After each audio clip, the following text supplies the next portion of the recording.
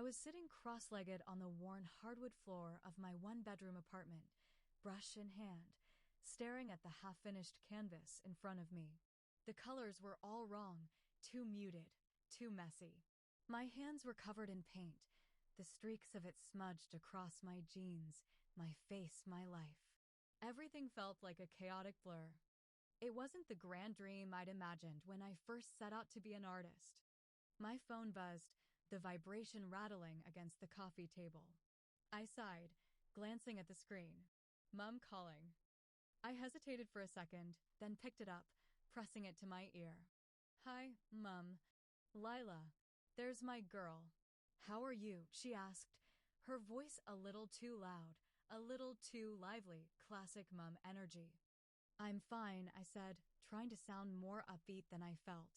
What about you? What's all that noise? I'm at the market, she said, and I could hear the bustle in the background, vendors shouting prices, bags crinkling, and the occasional hum of a nearby conversation. These tomatoes are gorgeous, Lila. You wouldn't believe how fresh they look. Are you eating enough? You sound tired. I'm eating fine, Mom, I replied, suppressing a groan. I even had cereal for lunch today, so I'm thriving. Cereal isn't a meal, she said, scandalized. Before she could launch into her usual spiel about the importance of proper meals, I heard a little giggle on her end. Who's that? I asked, sitting up a little. Oh, it's Mila. You know, that sweet little girl from our building? The one who always wears sparkly shoes? She's here with her mom. Hang on, Mila wants to say hi. There was a shuffle, then a tiny, enthusiastic voice came through the phone. Hi, Lila. I couldn't help but smile. Hi, Mila. How's it going? Good, she chirped. Your mom says you live far away now, in a tiny house. Is it like a dollhouse?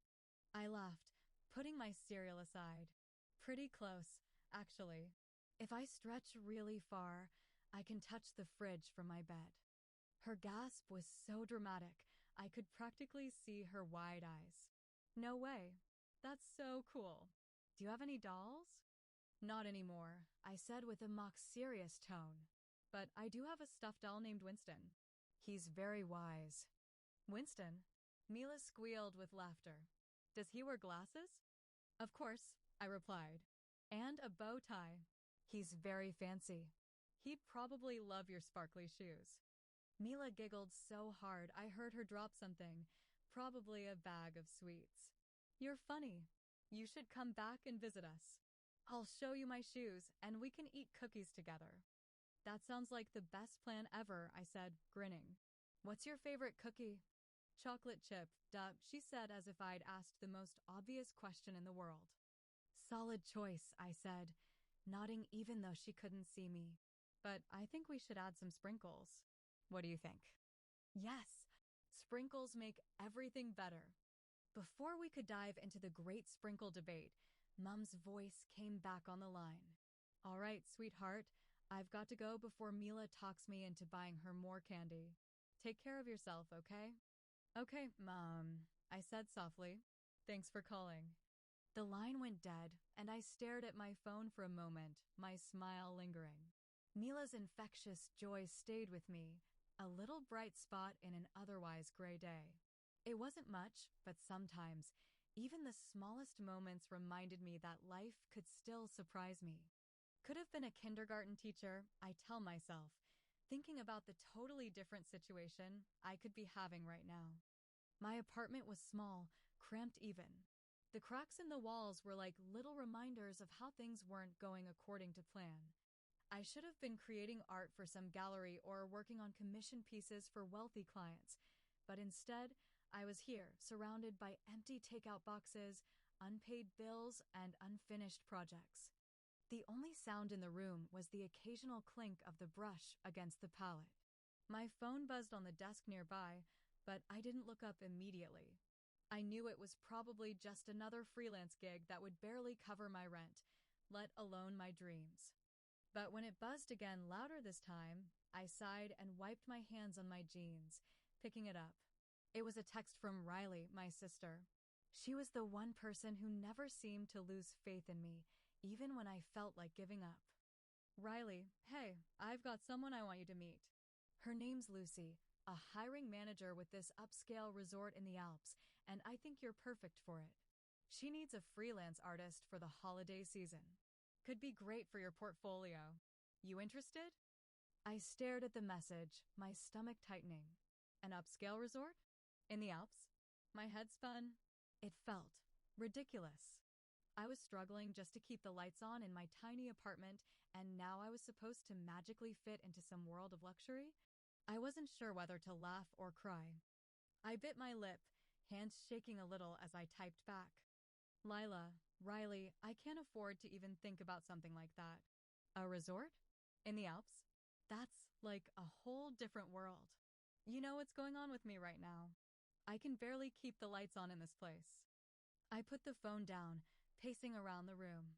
Maybe I was being dramatic. I mean, it was just a freelance gig. Who was I to think I could do something that big? The world Riley was talking about felt so far removed from everything I knew. Luxurious resorts, snowy peaks, people in fancy clothes, none of it seemed real. None of it felt like me.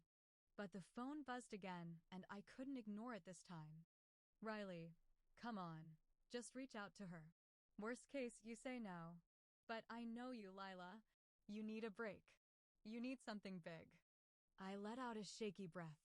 A break. That was exactly what I needed. But could I really do this? Was I even good enough for something like this?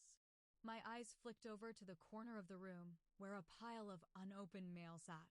Bills, deadlines, reminders that I wasn't making enough to survive, let alone thrive. Lila, fine, I'll bite. What do I have to lose? Immediately after I send the message, she FaceTimes me. Girl, you're doing it, yes. Riley yelped from a coffee shop. What y'all doing? She said, whispering this time, working on the next shipments to the shop house. I miss that place so much. You know I could have just helped them out with this, instead dash. Nope, I'm not gonna let you blindly insult everything about yourself, she stopped me. And I guess it's too late to change, 'cause I'm already working in the shop house. You could work in one of the other businesses. That is, if you decide to move back. I pursed my lips together. The idea was appealing, but felt like a choice of giving up. And I didn't want to take it yet or ever. I know, but go on, sent Lucy the message. We don't know what could have happened in those past 3 minutes. Hurry, Riley insisted. All right, I'll do it. I give in with a wide grin on my face. I'm so nervous. I try to shake it off. You'll be fine, just go. Okay, bye. Love ya. Hate ya. She completed our little motto and cut the call. I hesitated for a moment longer, and then I typed out the message. Lila, hi, Lucy. This sounds amazing. I'd love to hear more about it. There, I'd sent it, and now the waiting began. I immediately regretted it. What was I thinking? I'd never be able to afford a trip to the Alps, let alone fit into that world. I didn't belong there. My hands hovered over my phone, ready to take it back, but then another message popped up. Lucy, great. I'm thrilled you're interested. I'll send over the details, but the resort's all expenses paid. It's in the Alps, so it'll be a nice winter retreat too. Can't wait to hear your ideas. All expenses paid? My heart skipped a beat. A winter retreat? Was this for real? My hands shook as I set the phone down, running my fingers through my tangled, wavy brown hair. What had I just agreed to? I wasn't a resort kind of person, but it would be a level of stupidity that I'd never be able to forget if I say no to this. A part of me couldn't help but feel a flicker of excitement. This could be my escape, I told myself. It was a chance to breathe, even if just for a little while. I walked over to the canvas again, picking up the brush. The strokes felt a little smoother now, as though the possibility of something more was sinking into my bones. But the excitement was fleeting. My phone buzzed again, and this time it was Riley. You're going to do it, right? Riley's voice came through the phone, warm and teasing. I laughed, trying to sound more confident than I felt. I don't know. I mean, it's a big deal, right? The Alps? Luxury resorts. You deserve something big, she said, and I could hear the sincerity in her voice. You've been stuck in this grind for too long. This could be your chance to break out of the cycle. I bit my lip, looking around the apartment. Everything seemed so small. The bed in the corner, the tiny kitchen I barely used, the clutter. Was this really my life now? I'd been so focused on scraping by that I'd forgotten what it felt like to dream big. I don't know, Riley. I've got bills piling up. What if I can't even afford the flights? Or the clothes? I paused, a chuckle escaping my lips. What if they see me and think I'm out of my depth? You'll figure it out, Riley said with that confidence that always made me feel like I could take on the world, even when I felt like I was sinking. And if anyone questions you, just remind them who you are. Lila Hayes, the artist. You've got this. 2-chapter name. I sat down on the couch, feeling a mix of nerves and excitement bubbling up inside of me. Could I really do this? Could I leave the comfort of my tiny apartment with all its messy, familiar chaos and step into a world of luxury, snow-capped mountains, and high-end art? Before I could overthink it more, there was a knock at the door. I jumped, heart racing, before realizing it was probably Riley. She had a habit of showing up uninvited, and right now, I was too distracted to care. I opened the door to find Riley holding 2 bags of takeout and a few soda cans. You look like you need a drink, she said, winking as she breezed past me. Yeah, I do, I muttered, closing the door behind her. At least one of us has the money to pay for an Uber and some soda, I said. Quit playing. I used a favor I did a couple years ago for a free ride, she admitted, and I snorted. Are you going to use everything you're doing now against me one day? Depends if you're rich or poor, which is why you have to do the Alps thing. It's an American family running it, and many of the staff are from here too. It's just. In the Alps, I completed my sentence. Here, she hands me a can. Thanks, I take a sip. How are Mom and Dad? All right, you have to come and visit. Trust me, it'll be a blast. She takes a sip of her own drink. Unlike you, I don't even have the money to buy anything other than cereal, I exclaim. Yeah, I don't want you to give up. Be the one person in this family who actually did something beyond our neighborhood. Thanks, Riles, I said, and gave her a hug.